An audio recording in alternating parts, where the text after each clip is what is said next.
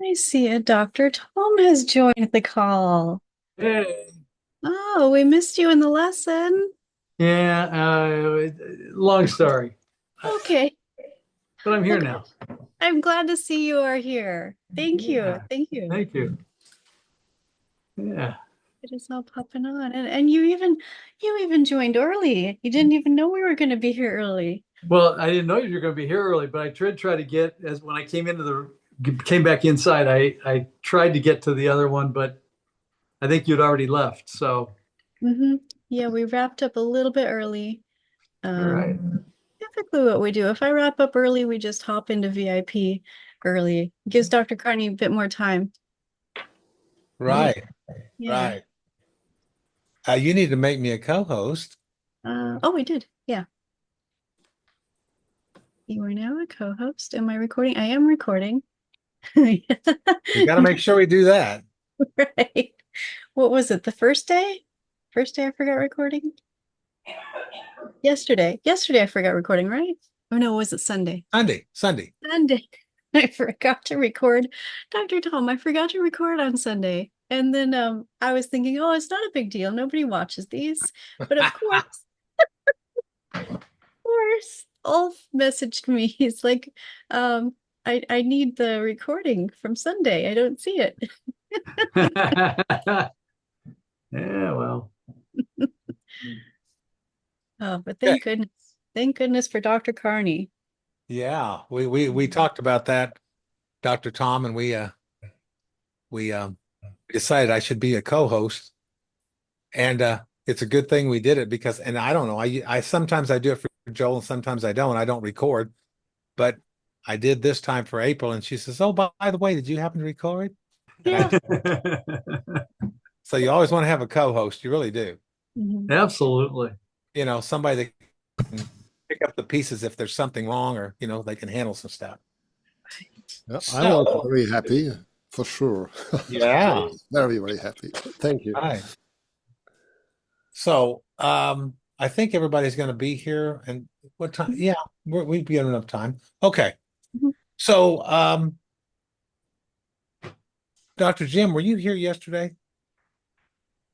Mm-mm. No, we missed Dr. Jim. Court paperwork to handle, so I missed yesterday. I did watch, I started and I got to see about 50 minutes of April's, um, the replay number one. I did not get to see you. I didn't get to that part. Okay. Okay. Well, she was on there for 45 minutes. I was on there for about 41. So it worked out really good. So today we'll get started here. And I want to ask Dr. Jim, is there anything that you would ask of me, knowing what I can do marketing wise, that you would like help with potentially today? As far as today goes, I don't have anything specific today. Okay, not yet. Okay, good. That's great. How about you, Dr. Tom? Anything that you would like to ask me or find out something? Or are you good to go? I'm going to be in the not yet column. Okay. I'm sure I've got a ton of stuff, but I got a little catch up stuff. So, Okay. all right. So, Sally, what did we talk about yesterday? Specifically to you, specifically geared to you. Um, the book, you mean my books and how I would market it, and you asked me if I would ask the judge to write a foreword, and I actually saw her when I left the meeting, so I asked her, so she has to get an okay from her ethics committee. Right, but you did ask, see? Yes, yeah, I asked and she said it'll take about a week and she'll let me know next week. So I marked it on my calendar so I wouldn't forget to ask her. Right. Now, how do you use the book or how does she use the book? Well, she uses the book for she is where she gets a lot of her people who end up with her, they're drug addicts. So if they're willing to go into treatment rather than to jail, she gives them the book. She As gives them the book. yes, I've donated a bunch of books to her, and so she gives them to her, to them. Okay. Now, let me ask you something. This is quite interesting to me. So you say that you donated the books. I donated some, yes. Okay, let me ask you this. The book that you sent me that I have possession of in a digital form, this is the book that you give her. Well, I sent you two different books, but the one of them, the one called Wishing You Greatness is the one that I give her. Okay, so how do you print it? Do you do it on Amazon? It gets done through Amazon. Okay, and how much does that book cost you per book? Oh, I don't know. It's such a long time ago. When I don't know what it cost me. Two or three bucks? Probably, maybe Oh. even 3 or 4. Yeah, Okay, it's not very thick. no. Okay, so I'm gonna say it's probably $2.93, something like that. Stephanie, did you guys put yours on Amazon? Yes, both are on Amazon. Okay, what'd the second one cost you to print? I'm just asking Michael. Hold on. Okay. Okay. He would know. So my point is, somebody says, well, I've got a book. And Sally, how are you using your book to market who you are and what you're going to do? I'm not yet. That's why when you said, what can I do? I mean, what could you help me with? So the other book I sent you was the one I just wrote because I wanted to do it about my parents, things that happened while they lived with me. But I ended it with stuff about self-care, and that's where I think I'm going to go with that. Right. Okay. Now, you can all learn something from this today because Dr. Tom, how many books do you have? I have an old one from years ago that's out of print and waiting now. I'm redoing it. So I'm doing some stuff with Joel, some of those shorter ones. And then I've got another one kind of in the works. It'll be sort of a more current that actually he did the design for me. It's like the Tom protocol. Right. So that'll be the next one. That one's right. A little bit up the road. Yeah. Yeah. Right. So I would take what I would personally do is I'd take the old book that you say is out of print and I would reread it and then I would come back and redo it, make it current, and there you have another book. Now, what I encourage most people to do, Stephanie especially because now they're doing it, and now Sally can do that as well, is if you create a series, and that's what Stephanie and Michael, her husband, are doing, then that makes it, and you want to copyright it, of course, but then no one can use the title because it becomes a series. Ah. Hold it up in front of you like that.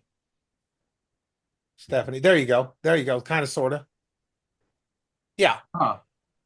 So they have a series going on. They start off with an 8.5 by 11, which I recommended because that's what it just has better. It has more value. It's more valuable to people, supposedly.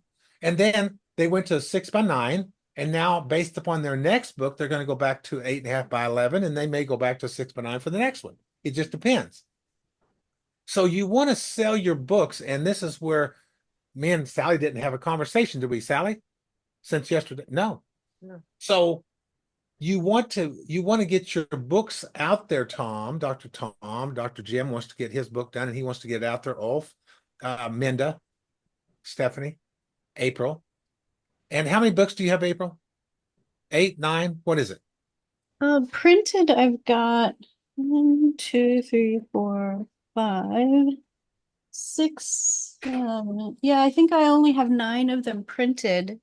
But there are some that are going to be in the works here. Right. Yeah, I've got our weird marketing here, and this is a series book like you were just talking about. So I'll show you. And I made them in Canva.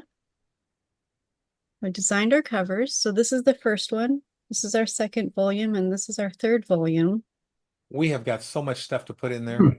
Yeah.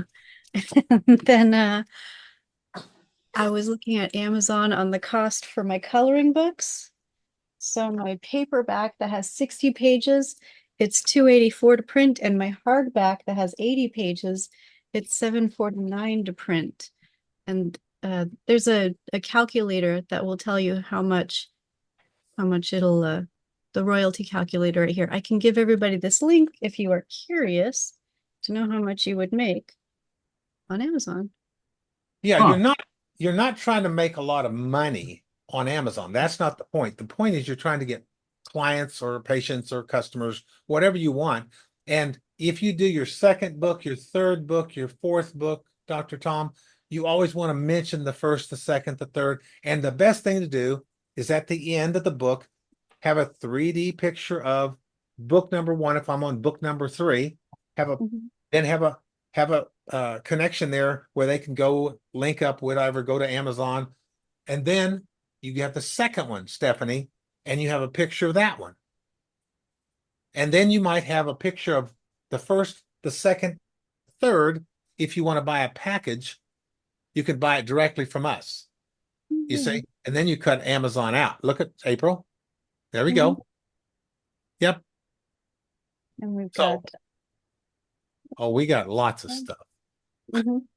And we want to, and if we really want to sit here and talk about books only, me and April, we would come up with some ideas that you could all use. But we just really don't have the time to do that right now. We may do that in the future, but we can come up with so many ideas. But you want to sell or produce, and you want to get rid of your books to the right people. And when Sally said, "Oh, I donated these books," well, how many did you donate? Probably around maybe 100. Okay, she hasn't asked for any more. I think she did, but I haven't given them to her yet. Okay. So the point is, you can sell bundles of those. That's the idea. And in other words, if you buy one of my books, it's going to be normal fee. It's going to be the normal fee. If you buy 10 of those, Dr. Tom, then you get a discount. And if you buy 50 of those, you get a bigger discount. You see? Because I want somebody, and the judge is giving those out. And I'm sure that she talks to the person and says, okay, you get this or you get this. Well, I'm going to go with the one with the book, I think. That sounds like a better deal to me. So Sally sent me 2 books, and I didn't look, apparently I didn't look at the other one, but I'm going to show you what she sent me. And let's see if we can see that here. There we go. Is this the book? Oh, that's the one. That's the one on my parents. That's the one I started, and I loved it, because it's just, how long did it take you to write that?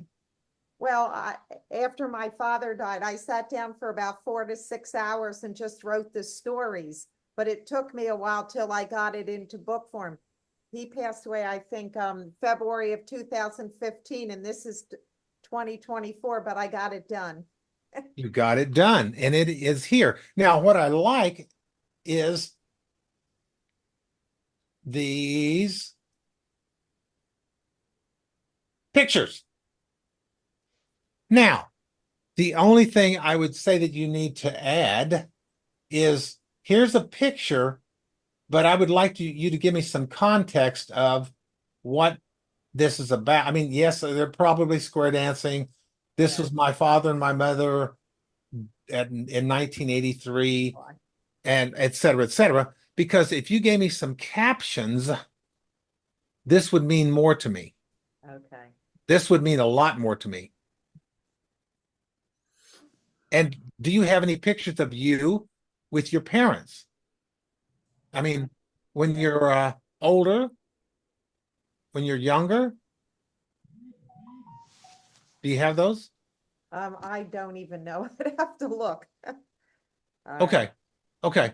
So here's the book. Now, I didn't read the book, but I read some of it. And you can see what I'm doing here, right? Everybody? Yes? Okay. So what would you, and I'm looking at this, I'm not going to take and rewrite any of this because this is personal. This is very personal. But what do you think I would change beside the captions looking at this book?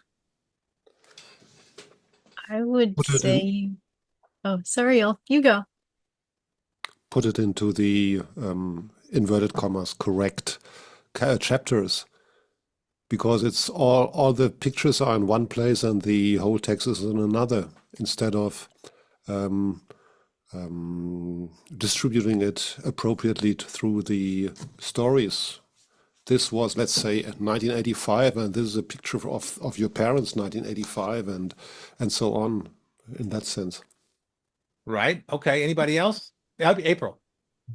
Yeah, I was pretty much going to say the same thing as Ulf. Just sprinkle the pictures here and there and everywhere. Okay. Now I'm going to see if I can find what I've done. And I want to show you the difference. First of all, I changed the font. I changed it to a serif. You notice that because it's easier. It is easier to read. It's a book. And it's easier to read. But I also broke up the paragraphs into 2 and 3 sentence, sometimes 1 sentence paragraphs. Why did I do that? Anybody? Conversational style. It's much easier to read. You know, it's inviting to read. You know, like if you have too much text, you know, without interruption, you know, you don't want even to start. Correct. And that's what I wanted to show you, because it's important that you break it down into tiny chunks, because when you look at big paragraphs, oh, I don't want to read that. That's too much to read. Now, if you start reading her stuff, it's good. So it doesn't matter about that. But I'm just saying, if you want to make it easier to read, see, that doesn't look like it's hard to read. That looks easy. And people like Joel will tell you, if you give them too much information, they won't do anything with it. So when you write your books, you can write it in big paragraphs, but then you got to go back and edit it and format it. And that's what I like to do. And that took me about an hour to do that, about an hour and a half maybe. But I'm breaking it up so that way it's easier to read. So anybody got any comments on something that we went over so far? Any questions? Yeah, I do. Okay, good. Wait, so somebody writes a first book and then they go to do a second one with like these changes that you're recommending. Do you make that, how do you call it the second time? Well, I guess, so say I take all your information and redo it. Do I just replace it with the first one? Okay, what do you mean? You mean the way I did it versus what you did? Yeah. Yeah, I mean, it's already done for you. No, I know, but my question is, how does one then buy it with the changes as opposed to what I have on there now? How does one buy it? Well, I guess my question is, it's on Amazon. People Oh. can buy it on Amazon right now. Okay, But it you're looks just like on a- Amazon. Yeah. Okay, that's a great question. All you do is change the cover, and that's volume 2. That's it. Okay. Now, if you do the pictures and you intersperse those pictures with some context, it's a different book, Mm. and they'll perceive it as such. And you might want to add something now, since you've written the book, you know, about yourself, about what's happened, about how you feel, because it's very emotional. And people like that when you're very transparent with them. Okay? So would you make that a volume 2? I mean, a would. second edition, rather? Yes. Second edition. Yep. Dr. Carney, would it still just be a number? No, you'd have a brand new one. Oh, you get a brand new one. Okay. You get a brand new one because it's once I change and I might add another 2 or 3 pages. I don't know, Minda, but Sally can, apparently she can write. So it's not going to be hard for her to write a page or two or three or four. It doesn't matter. She could put a new chapter, or she could ask April or Ulf or Dr. Jim or Dr. Tom or Stephanie or Shaman or you or Leonardo to write her forward for her. Do you see? So that becomes a different book. It's changed. I could take one book that was 80 pages long and I could turn it into 5. I could cut them up. And some people have a bigger book, and I say that's 3 or 4 books because people are not going to read a thick book. And I've told the people in my mastermind, I've got 513 pages that I have a book that I wrote with Celia. And I'm not gonna cut those up. But I also ask what was it, $250 or $350 for that book. And I really wanted to ask $35,000 for it because I don't want anybody to read it. I think you were capped at 997 because you wanted to ask for kind of, don't know, 3,000 or whatever it was, and they didn't let you. Yeah, you can't, you just can't get what I've got all kinds of, it was a conversation where Celia would write something that day and I would write something in reply, and then she would reply to that. And it was in a Google Doc, and it's completely done. It's 501. Well, it's actually 2 books. One of them's 513 pages and one of them's 276 pages, and they're not the same. They're not the same. It took a year, but it's just a Google Doc. And a Google Doc, if I share it with April and I share it with Dr. Tom and Sally, and we're all writing, when Dr. Tom writes, it changes for everybody, and it saves automatically.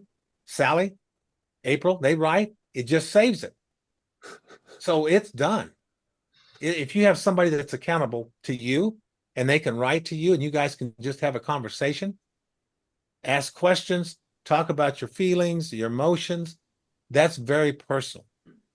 And it's very conversational. There's nothing to it. I mean, we're just writing back and forth. And it's an 8.5 by 11, Stephanie. It's an 8.5 by 11. It's a big, thick book. And I've got 5 of each of those. And I don't want to sell them. But I've got them. So, there you go, Ulf.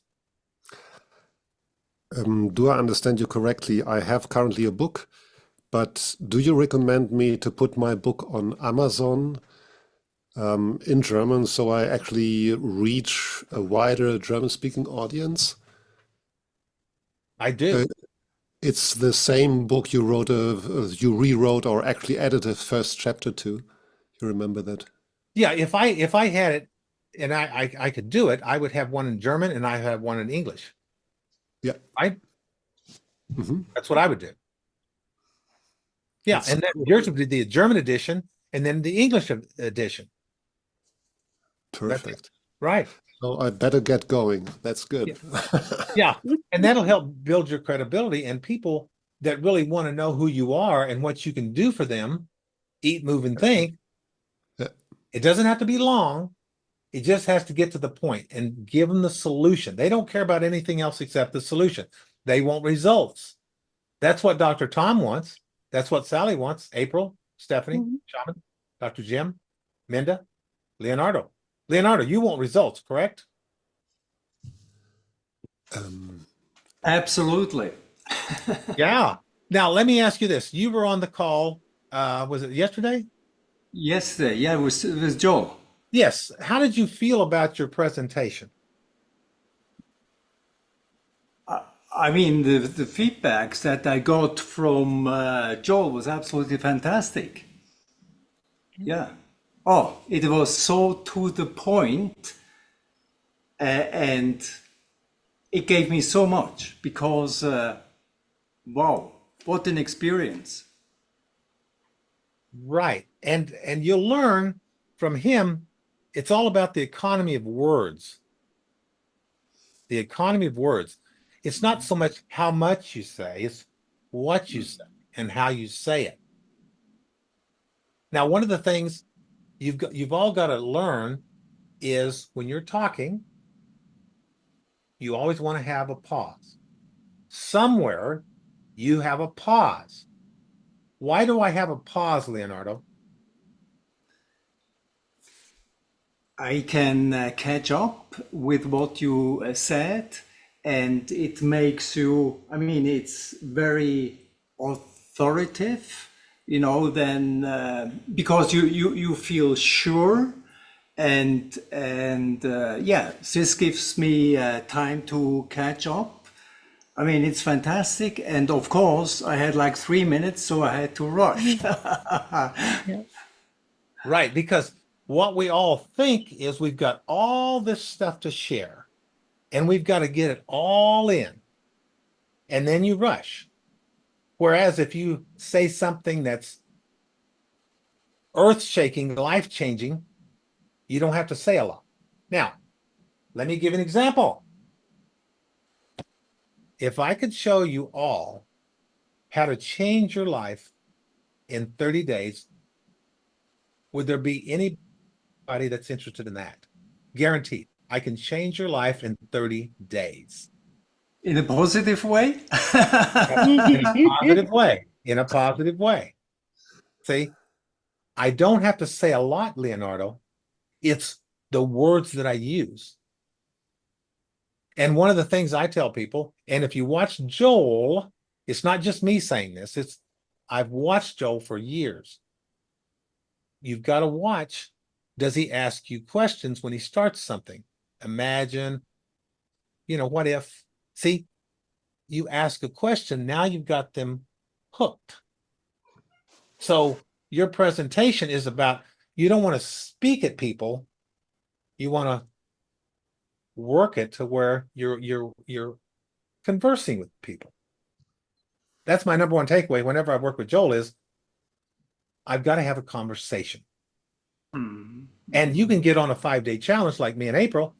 And if you're having a conversation with the audience, which is what I like to do, as it does April, the audience understand, and I like to talk to people separately.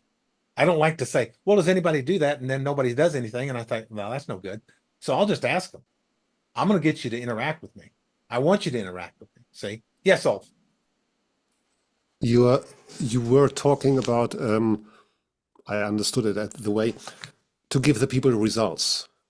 Yes. It makes total sense.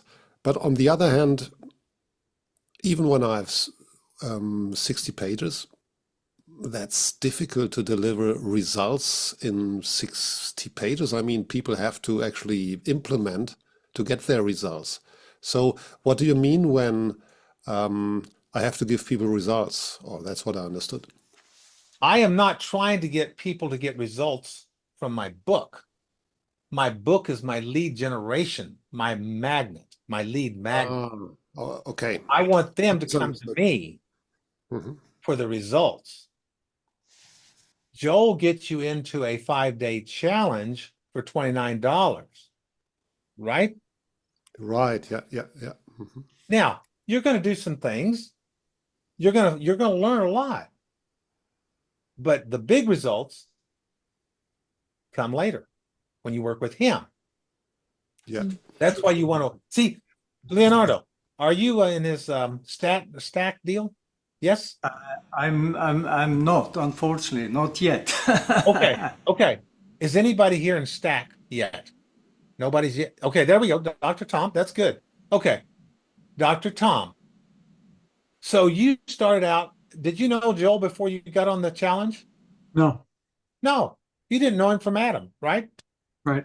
Right. So you were there with 5 days, right? $29. Yep. Right? Yep. And then you made the offer. Yep. Right? And you took the offer, right? I did. Yeah. Why did you take that offer? Because I've been struggling with a bunch of the stuff that he was talking about for the last couple of years. And he did it so simply and made me believe that I could do it too. That's it. And you can if you implement. Yeah. Right? Yeah. Now, I don't care how much money you pay. If you don't do anything, it's not going to happen. Right. It won't. he can offer you $10 million, but if you don't follow through, he's not going to pay you a penny because he didn't need to. Right. You've got to do the work. But that's the beautiful part about this. So if I want to go to work with Minda and she's going to help me with my allergies, I got to show up. She can help me in 10 visits, but if I don't show up, Minda, am I going to get as good a result? No. No. It's a simple no. No, I'm not. So, if I eat, move, and think with you, but I don't get on the calls with you, and I don't eat like you tell me to do, what's going to happen? You're not gonna get the results. There you go. You guys have got it. If Dr. Jim wants to give me a, what do you call it, Dr. Jim? Nasal specific, what do you call it? I call it CNSR, Central Nervous System Restoration. See? Now, if I don't come in when I'm supposed to, if I don't come back if you tell me to, am I going to get as good a results? No. No. See, that's what you guys have got to get your people, your audience to understand. And you have to have, just like April did at the first, she said, you got to mute, you got to do this, and you got to do that. And then one other slide does this. She tells you what you should do and what you shouldn't do. So you now know. Okay. So we want results. That's what we're into. So let me show you something else here. Is anybody getting anything out of this? Because I want to make sure you guys are taken care of. Okay. All right. Let me see if I can show you one other thing here. And then we'll get off. Let's see here. Takes a while. I'm going to open a Google Doc.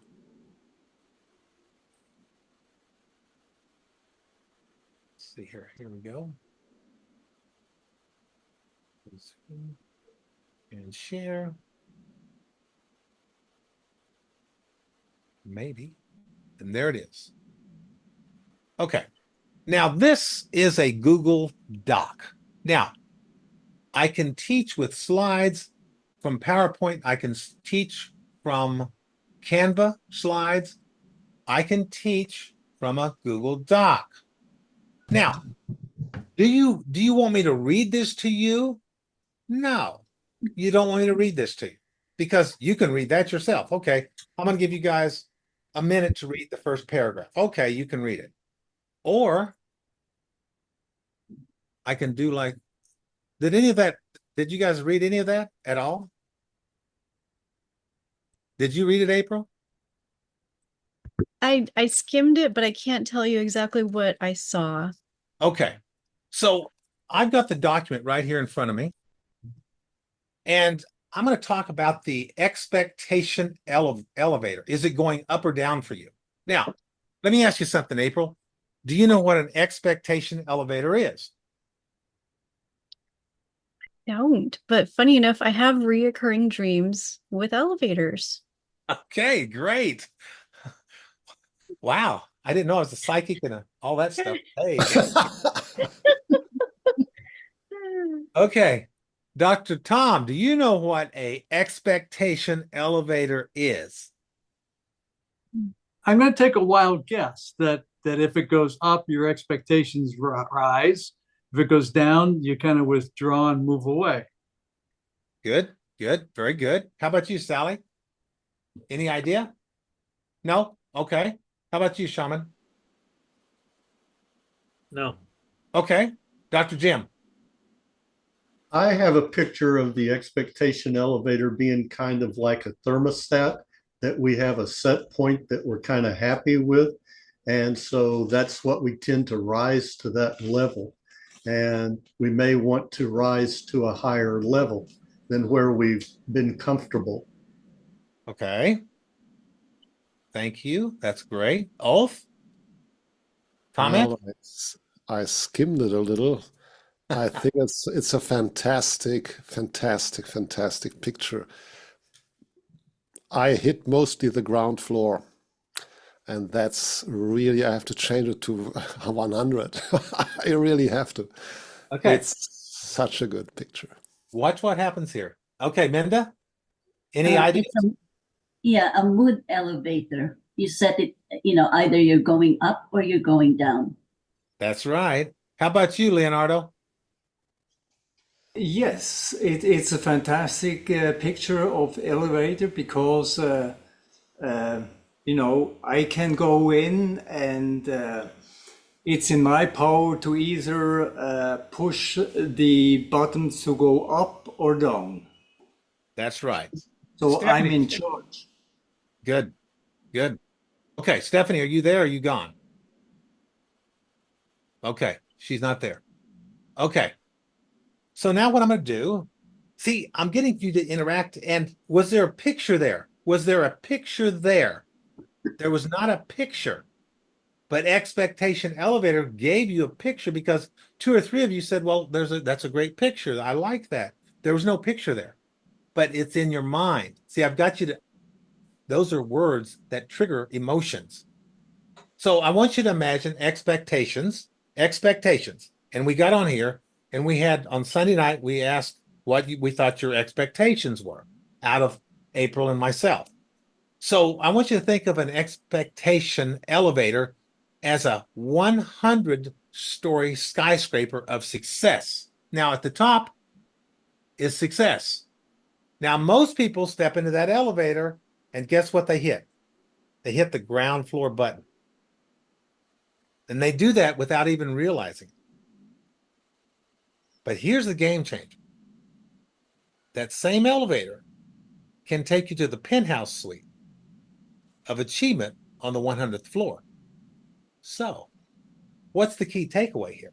Well, you always set your expectations 1 floor higher, not 2, not 3, not 4, not 5, not 10, than you think you can make that day, that week. 1 story higher. That's not much. So if you're doing, let's say Dr. Jim is doing sales calls today and he's talking to 10 clients and he says, well, you know what? I'm going to set my expectations for 11. I'm going to do 1 more. Well, if you believe you can increase your in April by 20% this year, and that's kind of what you normally do, why wouldn't you want to aim for 25%? You see, your expectation elevator. What button are you going to push?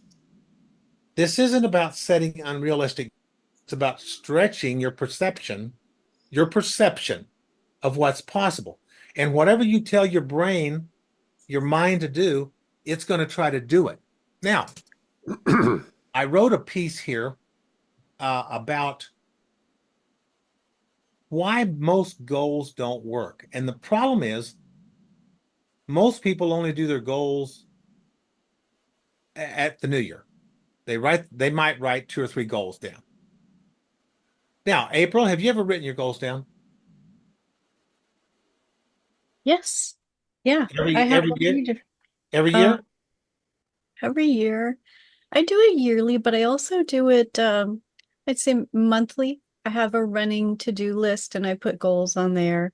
Or I have variations. I have a to-do list and I did this instead list. Okay. Now let me ask you this. So if I write down let me ask you this. I'm going to ask you, April. Mhm. How many goals do you write down, say, this month? How many have you written down for this month? Probably about 5. Okay. So you have a list, and I have a list of my things I got to do today myself, and I'm getting things done. When I write it down, I get things done. Yep. Right? Now, what if you got up every morning and you had completed 2 of those 5 and you wrote the 3 down again? Okay. Now you're writing things down, which signals the brain to do something. And what if you said that out loud as you wrote it down? And then what if you repeated it throughout the day? Do you think you might be more inclined to get things done quicker, faster, and more efficiently? You would. Yeah. You would. So what I tell people is if you write your goals down, the more frequently you write and I got this, I started this with when Joel did something, he said something about recency and frequency, primacy, all that. So if you really want to be better at what you do, you write things down Most people will not do that. They won't do it. And then if I complete one goal out of the 5, then I write down the 4 the next day or the same day. And I'm reading it out loud. And I'm repeating that over and over again. Because the more you tell your brain something, your mind something, the more it's going to believe it. And then it's going to believe it can do it. Okay? So when you consistently elevate your expectations, you're programming your brain to seek out opportunities you might have otherwise missed.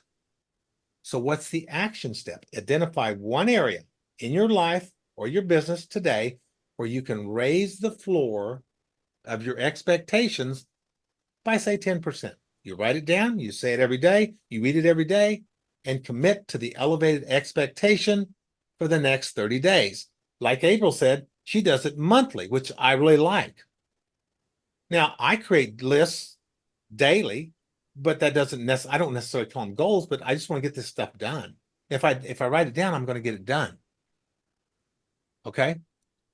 So any questions on that? Any comments? Any input from Dr. Tom? You got some input? Well, so I just want to be sure I heard you. So if you have the 5, you accomplish 1 or 2, rather than just cross them off and leave the other 3 there, you rewrite the 3. That is Okay. correct. That I is think it's brilliant because I really believe in the thing about writing it down, but I tend to do just the cross off, but it makes so much sense to write it again because it's actually moved up and it's totally everything you're saying is absolutely, it's just so true. Just your brain sees it again, you're repositioning it, everything. It's like yes, yes, yes. And then it's like taking an elevator. It's a good image. You're actually, because now you're not on the ground floor, you're actually up 2 or 3 floors that you've done already, and now you're repositioning and going higher. I love it. That's right. So you're trying to move up the elevator, the expectation elevator. Yeah. If you don't have any expectations, guess where you're going to stay? You're going to stay at the ground floor. Yeah. Okay. Any other questions? Because it's already 2:32 and I'm not going to take a lot of time. And when me and April call it a day, we call it a day. We're done. We're not like our mentor. No, I like that the activity was it includes visual, audio, and kinesthetic because you're physically writing it, you're reading it as you're writing it, and then you're hearing it when you're saying it. And I saw a post or I read something recently that when you are narrating the things that you are doing, it's like giving your brain a command, like your brain's the computer and you're programming your computer by verbalizing the command. Like you're walking to the kitchen. So you say that out loud. I'm walking to the kitchen. I'm doing the dishes. So as you're doing these activities, you're narrating them to yourself. And I don't remember what the article said about it, but it helps with productivity pretty much. Okay. Now, here's what we're going to do. Did anybody read the email that April sent you last night? I did. Elf did. Anybody? Shaman did. Leonardo, did you read her email? Yeah, the email after the first day. It's a long one. It's a long one. Exactly. Okay. It's a very long one. Yeah. It's a long one, but it's easy to read. It's easy to read because it's more conversational. That's the way I write it. Okay? So what we're going to do now, and I want you to listen very closely. All of you listen closely. What we're going to do is we're going to ask you what your takeaway is. And I want you to think about what Joel did if you were on the call about testimonials. Okay? It's not about talking a lot. It's not, we're not asking for a commercial. We're asking for results. So what we're going to do, April's going to take, can you put your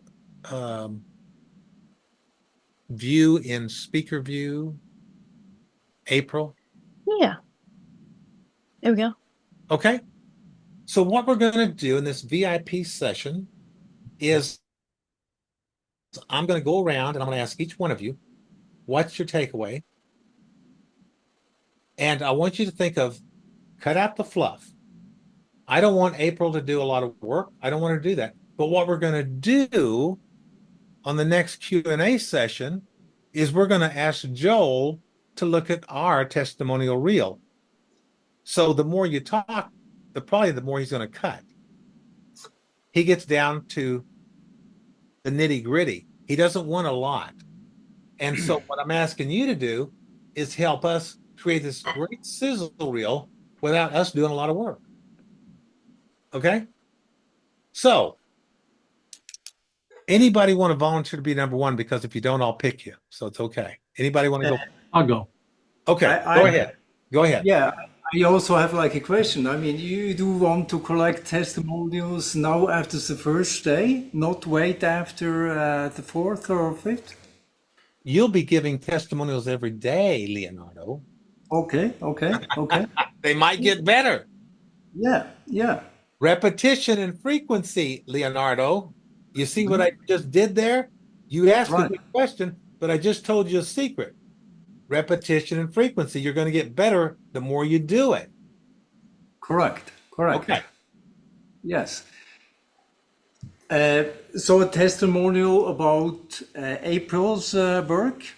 What you thought about the 5-day challenge so far? This is only day 2. I missed day 1. I missed Sunday, but yeah, I missed Sunday, I missed Monday, but this morning I listened to and watched all the first day, and I made the exercise because I wanted to catch up. And what I really love about April, how she shows us very simple things that we can implement immediately. I love that. thank you. All right, Dr. Tom.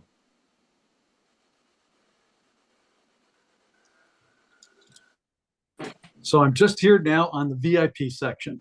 And my big takeaway today was the brilliant suggestion that Dr. Carney made about the power of the elevator of expectation, that as I go through my goal list and I take things off, to rewrite the list of those that I'm waiting to, that I'm adding to my list or working on next, and to rewrite it because it forms a different image in my mind.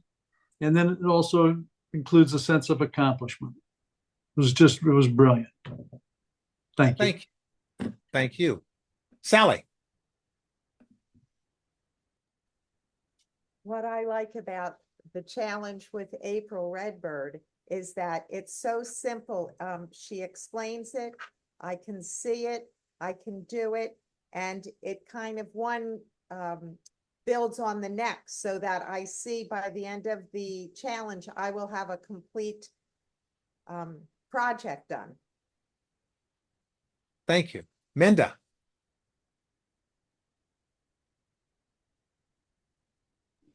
There. Dr. Carney, thank you for making us do this, because I finally got a long leg and kicked myself in the butt to do the practice homeworks so that I can get more proficient with it. And April, I've known her and practiced with her in my past sessions, really make it so simple and understandable. It's just practicing that is my hang up. And today I just kicked myself. So watch me. Thank you. Ulf.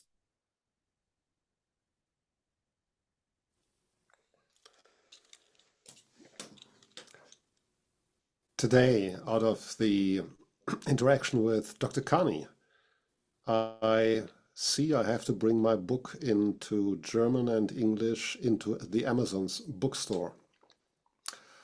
From April, on Sunday night, I got the perfect copy on live extension for my project. So thank you so much. It's amazing, totally amazing. Thank you. Dr. Jim. I'm really enjoying the 5-day workshop with Canva that Dr. Carney and April are doing. And I want to thank April from the bottom of my heart for sharing the importance of how colors impact our buying decisions. It's thank you very much, April. Thank you, Dr. Jim. Shaman. I think one of the things that really,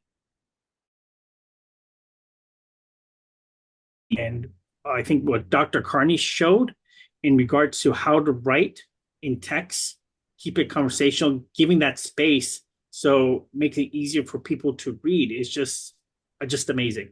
You know, I don't have to put too much in. I don't have to make everything into a paragraph. And that's one of the things that really I'm going to apply going forward.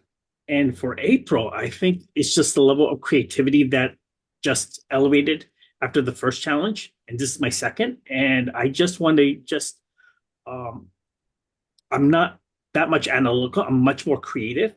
I have all these tools and I can just let it go. Thank you, April. Dr. Carney.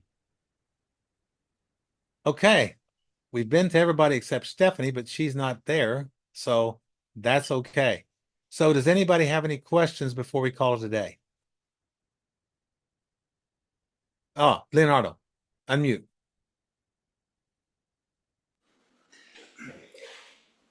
There will be a replay of the VIP session because I missed the first, 2-3 minutes or so.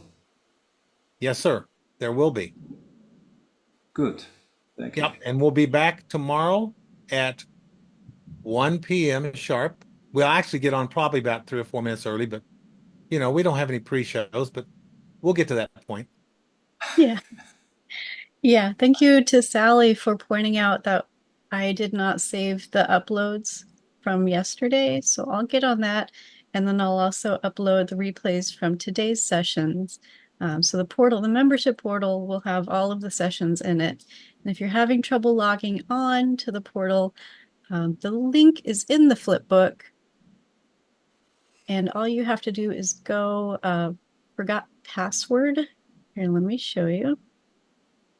April, did you get pictures up today? I did. Okay, perfect. So here's the flip book. And on page 2 here, page 3 here, membership portal, click on that. This takes you to the portal. And if it's not logging you in, just click forget password. And then it'll work. For those of you who are new, you probably don't have access to this one right now because it's the first launch we did. You'll be able to get into this one. And this is where I'll upload all of the videos from yesterday. And this is where we're going to find the videos from today, as well as the template links for the homework assignments. You'll find those right down here.